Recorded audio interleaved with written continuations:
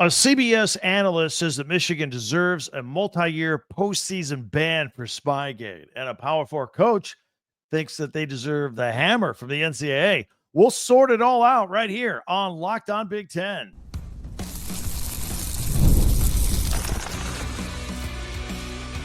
You are Locked On Big Ten, your daily podcast on the Big Ten Conference.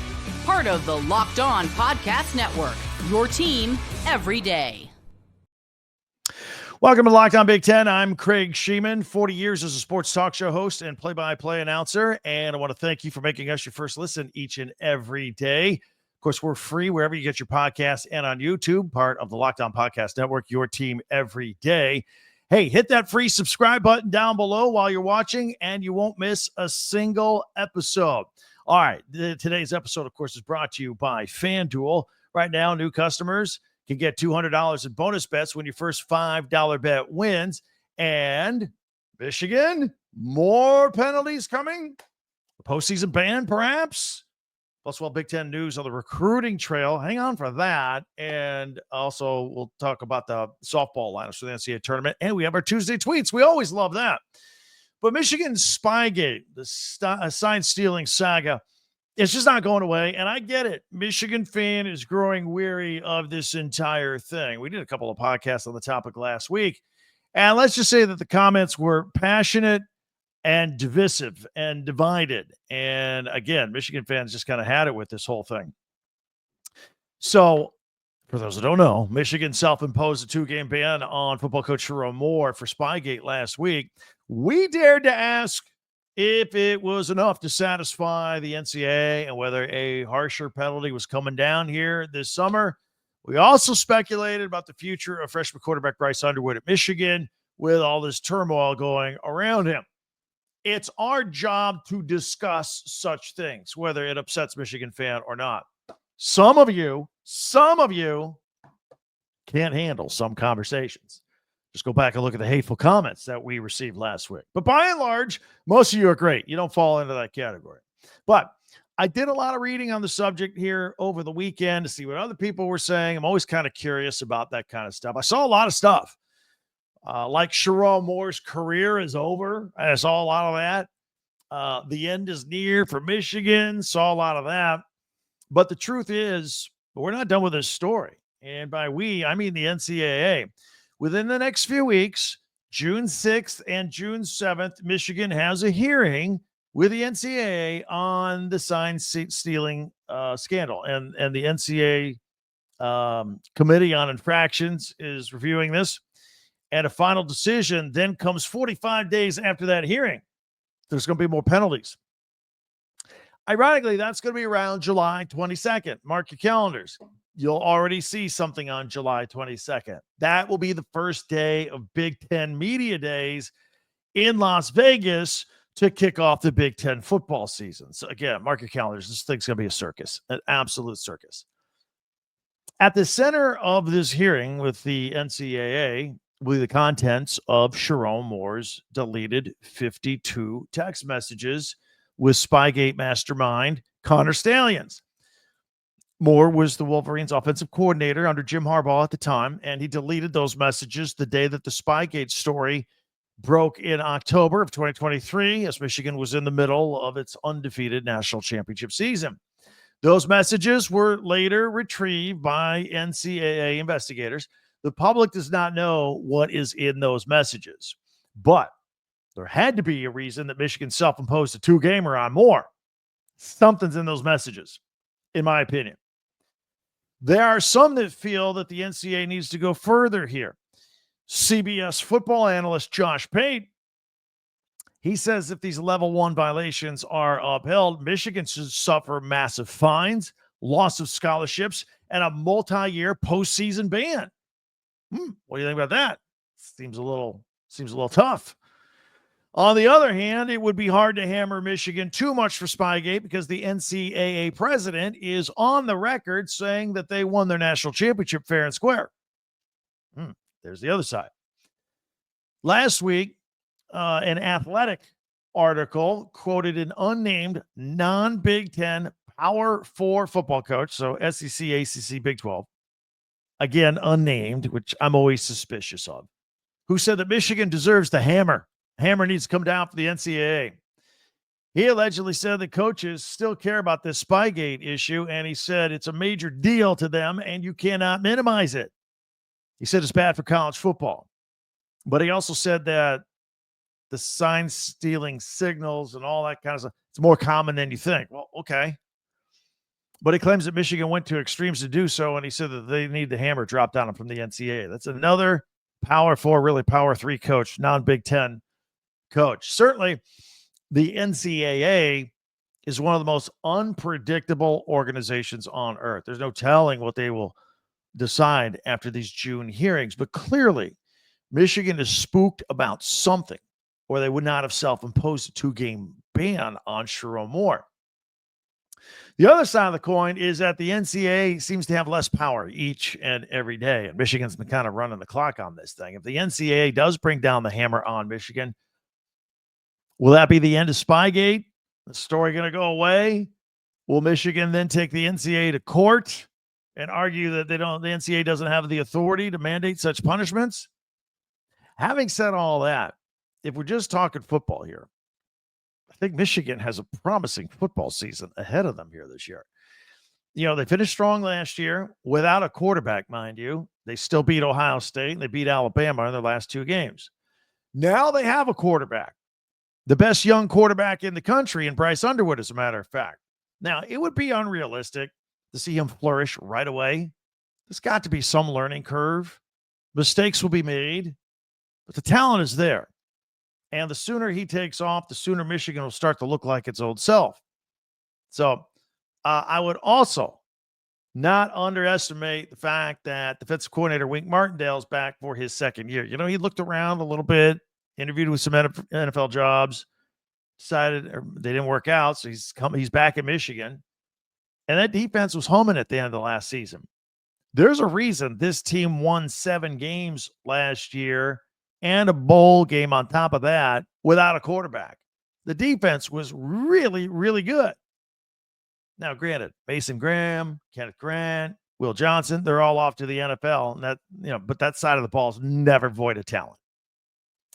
So I think there's a lot of optimism here, but they got to get through this Sherrone Moore stuff. They got to get through the Spygate stuff. And it looks like it's going to go right up to the beginning of the season. We'll see what happens here. Michigan opens up August 30th against New Mexico. Then it's off to Sherrone Moore's alma mater at Oklahoma. And if nothing changes between now and then, Moore will then be on the sidelines for his self-imposed suspension or ban, whatever you want to call it, from those 2 games against Central Michigan and then at Nebraska to open up Big Ten play. So there's a lot going on. And I know Michigan fan gets kind of tired of opening up the sports pages, clicking things on and go, oh, what do we got today? What's coming at us today? Us against the world. I get it. Other people are like, hey, let's go. Bring down the hammer on Michigan.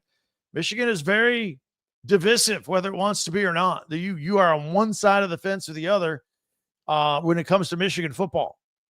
And so it'll all come to an head here in the beginning of June, and then we'll wait into July, get some sort of final decision. Hey, hit me up on the comment section there. Let me know what you think. Also, be sure to hit that free subscribe button down below. We're this close to 18,000. We're trying to get to that here this week, and then 20,000 before the start of football season, if you can help us out with that. Don't forget our website, talkbig10.com, number 10. All of our podcasts go there chronologically. Also, we group them by school, but we also have at the bottom of the page a link where you can find Big Ten gear, shirts, hats, T-shirts, pennants from your favorite team. Get your school spirit on for the 2025 season, all of that, right? Get some Michigan stuff. If you're a Michigan fan, go get it. Go grab it. Support the school. And you can do that at the website, talkbig10.com. All right, we got some Big Ten news, got some recruiting news, some wins and losses. And it's funny because some of these players now, the wins and losses are coming between other Big Ten schools. They're fighting each other for these same recruits. We'll let you know the latest there. We'll let you know the softball pairings now for the NCAA tournament. 8 Big Ten teams made it in. Congratulations to all them. We'll take a look at that. Plus, we'll have our Tuesday tweets. Those are always a thrill. That's all coming up in 1 minute right here on Locked On Big Ten.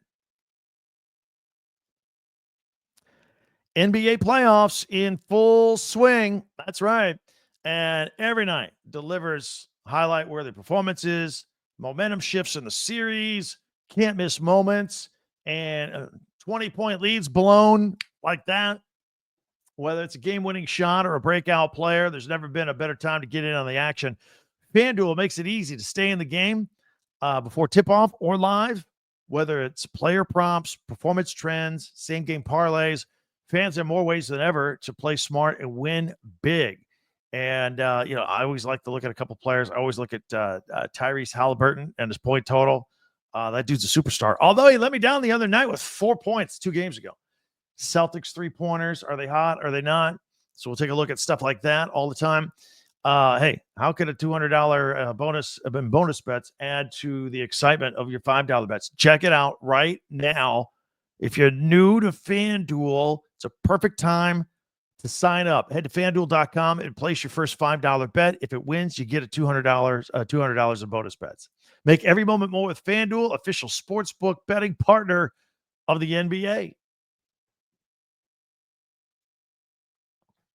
Thank you for making Locked On Big Ten your first listen each and every day, especially you everydayers out there. Be sure to hit that subscribe button down below so you never miss another episode in our push to 18,000. Share, follow, and like Locked On Big Ten, your team every day. And don't forget our website, talkbig10.com. How about another Harrison to Ohio State? You like that? Jet Harrison, by the way, great name. Jet Harrison. He's the son of NFL legend Marvin Harrison and the younger brother of Marvin Harrison Jr. He posted on social media Sunday that he received an offer from Ohio State. He's also received offers from Tennessee, Boston College, Duke, and Syracuse. Buckeye fans are going to have to wait for his final decision. This is a class of 2028 player. We talk a lot about 26, a little bit about 27. I think this is officially the first class of 2028 recruit that we've talked about here on Locked On Big Ten. Jet Harrison. Remember the name. I predict he's going to be a Buckeye. I got some more recruiting news. So 5-star offensive tackle, Emmanuel Iheanacho.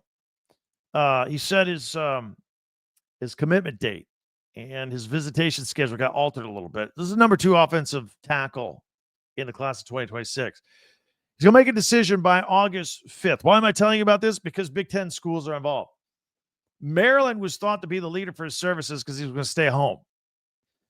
But apparently they're out now. And the Oregon Ducks, for a kid that maybe we wanted to stay home, he's going all the way across the country, maybe. The Oregon Ducks are in the mix.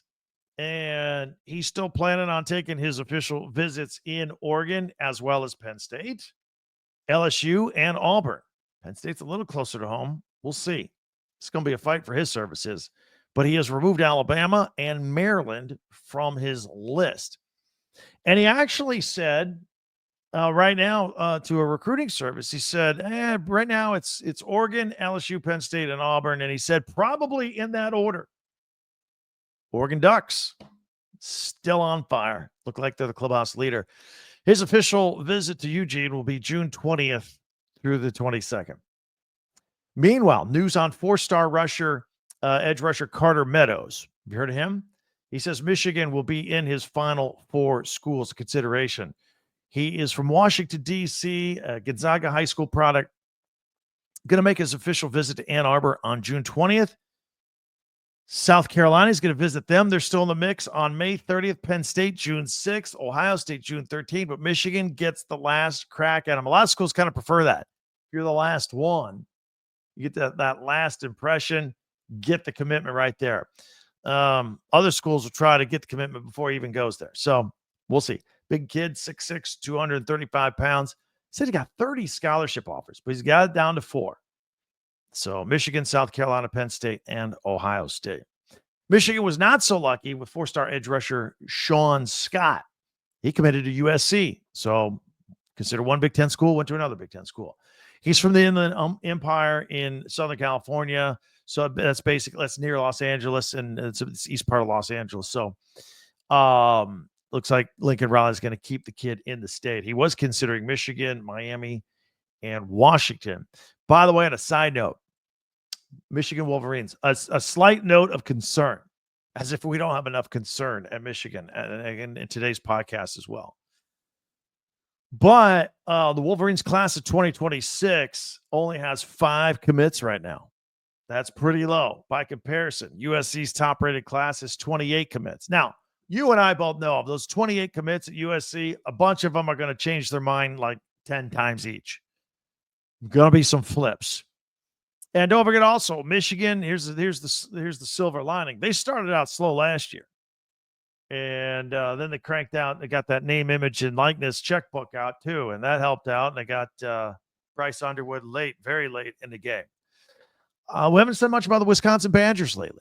So the Badgers landed a 3-star linebacker who had offers from 5 Big Ten schools. Aiden Reeder out of Cincinnati St. Xavier. He is the Badgers' 7th player to give a commit out of the class of 2026. He was considering Boston College, Cincy, Indiana, Iowa, and Maryland, as well as Minnesota. So those Big Ten schools, Virginia, Virginia Tech, West Virginia. He's 6'3", 205, projected to play some inside linebacker as well. And congrats to the Big Ten for landing 8 softball teams in the NCAA tournament, including Big Ten tournament champion Michigan. They won the title over the weekend over UCLA. UCLA is in. Indiana, Nebraska, Northwestern, Ohio State, Oregon, and Washington also receiving bids.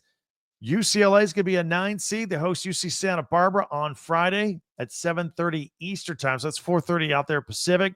The Bruins have 12 national championships, making their 40th NCAA tournament appearance. 16 seed Oregon will begin play at home, get to host against Weber State. Again, Friday afternoon out there, 4:30, 7:30 Eastern. The Ducks won their first ever Big Ten championship regular season with an impressive 19-3 record. They'll be making their 5th straight and 25th appearance overall in the NCAA tournament. Michigan, the Big Ten tournament champions, at 38-19, got their 2nd straight Big Ten tournament championship. They're going to play University of Central Florida in the Austin Regional. That'll be Friday at 2 o'clock Eastern. Michigan has qualified for 24 of the past 25 NCAA tournaments and will make its 31st appearance overall. Indiana, they're heading to Fayetteville, Arkansas. They'll begin their postseason against Oklahoma State Friday, 4 o'clock Eastern. The Hoosiers advanced to the quarterfinals of this year's Big Ten tournament before they got bounced. Nebraska, they're going to head to LSU and be part of the Baton Rouge Regional and play UConn on Friday at 3 o'clock Eastern. And this is the Huskers' 27th NCAA tournament appearance in program history, 23rd of the last 30 seasons. Northwestern, they will take on Kentucky, and they're making their 5th straight NCAA tournament appearance. Ohio State will take on North Carolina in the Knoxville Regional, and that'll be Friday at 4 o'clock. This will be Ohio State's 13th NCAA tournament appearance in program history, 6 of the last 10. And the Washington Huskies going to make their 31st consecutive NCAA regional appearance, heading to Lubbock, the Lubbock Regional, Lubbock, Texas, to face Mississippi State on Friday at 8 o'clock Eastern. All these games are on TV. Most of them, a lot of them, ESPN2. You can find them out there. But very impressive in all of these regionals. Good luck to all of them as they try to get to the Super Regionals and the Women's Softball College World Series. All right, let me know what you think about that. That's pretty impressive. 8 Big Ten teams getting in there. If you are new to our podcast, we always like to close out with the final feature that we do features. Mondays, we do top 10 Big Ten observations from the weekend. Tuesdays, we do Tuesday tweets.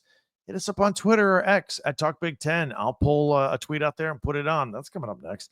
We like to power rank things on Wednesdays. Thursdays, we look ahead to the Big Ten Network and what they're broadcasting over the weekend with Big Ten Classics and live action. And then we either do pick'ems or odds on Fridays going into the weekend. But Tuesday tweets, that's coming up next. It's right here in 1 minute. Some great stuff, some celebratory stuff from the softball as well. All that right here on Locked On Big Ten.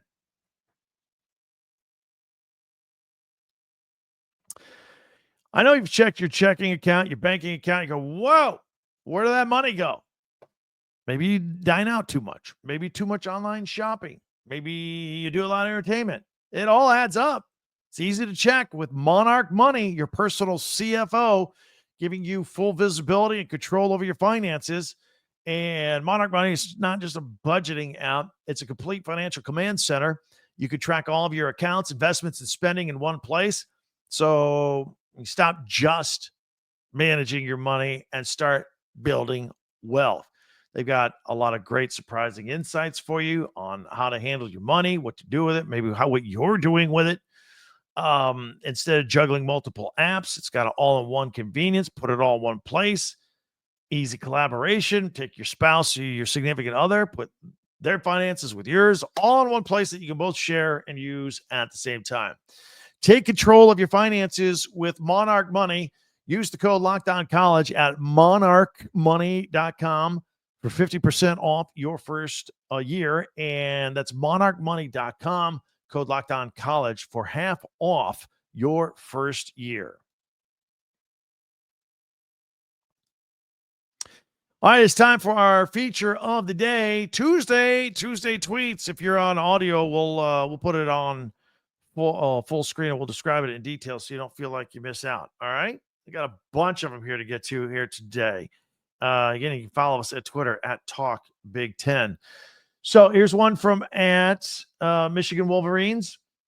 Big Ten champion Wolverines. This is the softball team celebrating after their 2-0 win on Saturday against UCLA to win the Big Ten tournament for the second year in a row. Congratulations to them. Here's some more holding up the trophy. This is from Ella McVeigh for the 8 letters. That's Michigan, right? M-I-C-H. Yeah, 8 letters. That's what that is. Big Ten trophy, holding it up. Here's some football at Penn State University. Strong. It's a video of Nick Singleton breaking it for the house. Oh, this is the, was it their season opener? That was back in September when they took on West Virginia. It says it's noon on a Saturday. This was from last Saturday. So, of course, I'm thinking about Nick Singleton home runs. And by home runs, he means long breakaway runs for touchdowns. Why not? Reminisce. We're only about 100 and change days away from college football. Hey, here's one from Purdue football. We'll throw them a bone here. They've really struggled a lot lately. This is from at Boiler Football. Picture of a Purdue Boilermaker in the dark uniform. Yeah, they got their big game against Notre Dame. And they tweeted out, we got a kickoff time. Notre Dame, Purdue, and Saturday, September 20th, 3:30 kickoff on NBC. I think, I don't know. I think if I remember correctly, I think Notre Dame beat Purdue 66-7 last year. Ouch. Emeka Egbuka, remember him? Ohio State. Well, he's now a Tampa Bay Buccaneer. This is from at Buccaneers. Making a nice catch on a drill. It says, that's our first round pick. Little video. Go ahead and play that. He's going to do well. Great wide receiver room there at Tampa as well. This is at Indianapolis Colts and Ty Warren. And this is their quarterback, Riley Leonard. I had a brain cramp for a minute. Riley Leonard from Notre Dame throwing a pass. It's a video to Ty Warren and their new tight end for Penn State. By the way, a lot of people talk about Ty Warren in Indianapolis. Very excited about him. What a great get that they got. And speaking of Tyler Warren, here's a picture of Rob Gronkowski, maybe the greatest tight end. He's talking about Tyler Warren. So Tyler Warren has my type of game more than others. It's not go out and catch 10 footballs or more. It's like 4 big catches for a first down, a 3rd and 20, catch it up the middle, and knock some guys out. And you've got the last. Tyler Warren gets dirty, and that's the kind of player I was. This is Gronk on TikTok and put on Twitter as well. Here is from at Matt Foster TV. Look who that is. This is a NASCAR race this weekend. Kyle Larson was the winner at Victory Lane. Who's that next to him? Yeah, we got Matt Rule. Matt Rule joining in for a few pictures there from Nebraska. #Huskers. Also back to Ty Warren. This is from Colts Enjoyer. And he says, it's absolutely insane how athletic this guy is. 6'6", 255 pounds. This dude is floating. Ty Warren is going to be a bona fide stud. I don't disagree with that at all. I think he's going to be awesome. Here's an overhead shot of the Horseshoe, Ohio Stadium. This is from at Buckeye Oracle. With the news that there will soon be upgrades coming to the shoe, what are some of the things you would like to see done? And then goes on to say, personally, I would like to see us ditch the turf and go back to natural grass. And I also think the ability to create light shows for night games would be cool as well. Yeah, grass would be awesome. Let's see here. College football alerts. The 2025 season openers, by the way, is a picture of Ryan Day and Coach Sark from Texas, side by side. Let's see. Here are your openers for the first week of the 2025 season. Texas at Ohio State. Check. That's awesome. Notre Dame at Miami. Also awesome. LSU at Clemson. We like that. Iowa State versus Kansas State. That's in Dublin, by the way. Alabama at Florida State. Syracuse at Tennessee. That's in Atlanta. TCU at North Carolina. That's that opening Monday night game, by the way, that weekend. Yeah, Bill Belichick. Auburn at Baylor. Utah at UCLA. South Carolina at Virginia Tech and Atlanta. Which games are you most excited about? The week one schedule. Hit me up in the comments. Let me know which one you love. Let's see. We got Will Howard and Jack Sawyer in Steeler practice gear. This is from Barstool, Ohio State. Buckeye legends. Yes, they are. National champions. It looks weird in the black and gold, right? Used to seeing scarlet and gray. This is Big Ten softball, a graphic. Big Ten record 8 teams in the field with their logos. Indiana, Nebraska, Ohio State, 9th ranked UCLA, Michigan, Northwestern, 16th ranked Oregon, and Washington. All in. Congratulations to all of them.